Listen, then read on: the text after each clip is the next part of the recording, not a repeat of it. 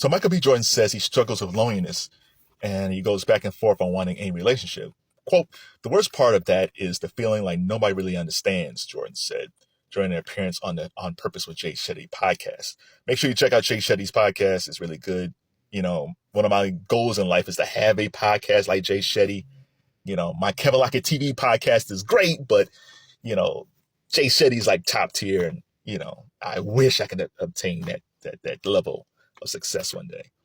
But I totally understand what Michael B. Jordan is saying. Now, I am nowhere near as successful as Michael B. Jordan. I don't even work out like Michael B. Jordan.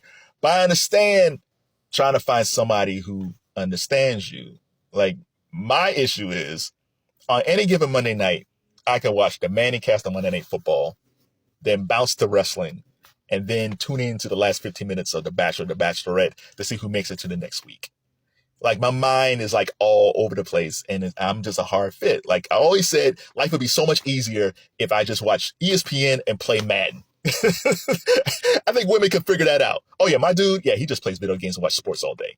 I'm not like that. I like so many different things. Like I can watch Frontline on PBS and then turn right around and watch what I really want to watch recently. The Challenge on MTV. Like it's like I'm just a quirky dude and I'm a bad fit. But in Michael's case, he's a bad fit for most women in two different ways. Part one is acting.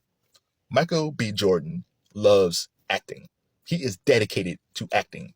He's dedicated to work on his acting as far as like delivering performances, and he loves acting as far as like the physicality of it, especially if he's doing something like Creed and working out and that type of stuff. So he's all in when it comes to acting. And I think for a lot of ladies that he comes across, they probably don't seem to understand that.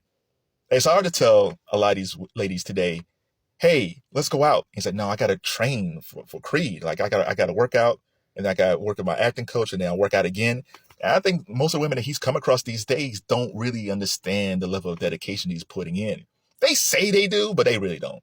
And the last thing that he wants, and I think when he says I'm going back and forth on this, like I think he, like someone like Lori Harvey, and I don't know the particulars of the relationship, but I think with her, I think he did his best to connect with Lori and be with Lori, but he loves acting. There's nothing that's going to replace his love of acting. He's been acting since he was a kid. And he needs a woman who totally understands that. And I don't think the women he's come across really fully understands that. In some ways, the type of marriages that relationship that he should kind of shadow is like Denzel and Paulette Washington. Like they've been married for 41 years. Sam Jackson and his wife LaTanya, they've been married for 44. My personal favorite, like Angela Bassett and Courtney B. Vance, they've been married for like 26 years. And the thing that they all have in common was they're all acting couples. Denzel and Paulette met when they were young actors. Sam and LaTanya were young actors. Courtney and Angela the same, but you know, Angela wasn't feeling Courtney at that point, and they got together later. So Michael actually needs to find an actress that understands what it takes and the dedication that he's putting in to be successful. I think I made a video about Austin Butler, and Vanessa Hudgens, who he was dating, suggested him to play Elvis. But Austin Butler is like Michael B. Jordan. Like he's so dedicated to the craft. I think it hurt his relationship with Vanessa. And now she married a baseball player and is pregnant now and all that stuff. But, Vanessa wasn't willing to be a Paulette or LaTanya. Like she said, I'm Vanessa Hudgens. I'm not sacrificing anything for you. So same thing with Austin Butler. He has to be with somebody who understands like his full dedication. If you saw him in Dune 2, you understand like this guy goes all in. There's nothing more important than acting. I think Michael's the same way. So that's hard. It's not impossible to be a woman like that who's an actress, but it's harder today. Because I think most women don't want to sacrifice their career to be with Michael, even if they do love Michael. And the second part of it is Michael's interests. Like he loves anime. He loves anime cartoons. He loves anime comic books. Like if you watch Creed 2, he put anime in that movie. Like Creed 3. When you watch Creed 3, he put anime in that movie. And whoever he's with doesn't have to love anime. They just have to respect it. And I think the women that he comes across probably aren't into anime, which, Michael B. Jordan, is a nerdy, quirky type dude, which is fine because I'm a nerdy, quirky type dude. So I appreciate that. I appreciate the fact that he doesn't run away from the fact that he loves anime. So he has to find someone who, when he says like, hey, let's go to this anime movie, or let's, I want to go to this anime conference in Japan, she's cool with it. Or even if she doesn't totally understand it, she's fine with it. And unfortunately, most of these women today that I see that's on IG or who wants to be influencers, they don't have a love for anime. So now you have Michael, who loves this anime with a passion, and that's a thread of trying to find someone who can appreciate his acting ability and his dedication, and appreciate that he's a little nerdy and loves anime. That is a small percentage of women that he can find who can appreciate his love for both of these things. So the best thing for Michael to do right now is to act.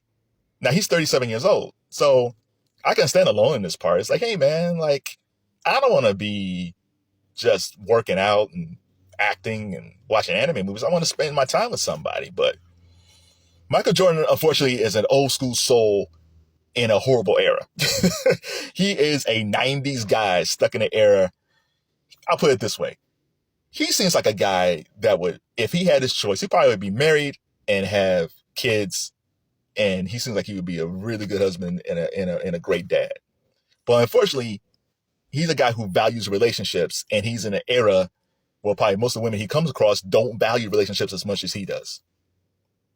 And it's not just her. It's just not women. It's just dudes too. Like, this is a horrible era if you're a person who values relationships.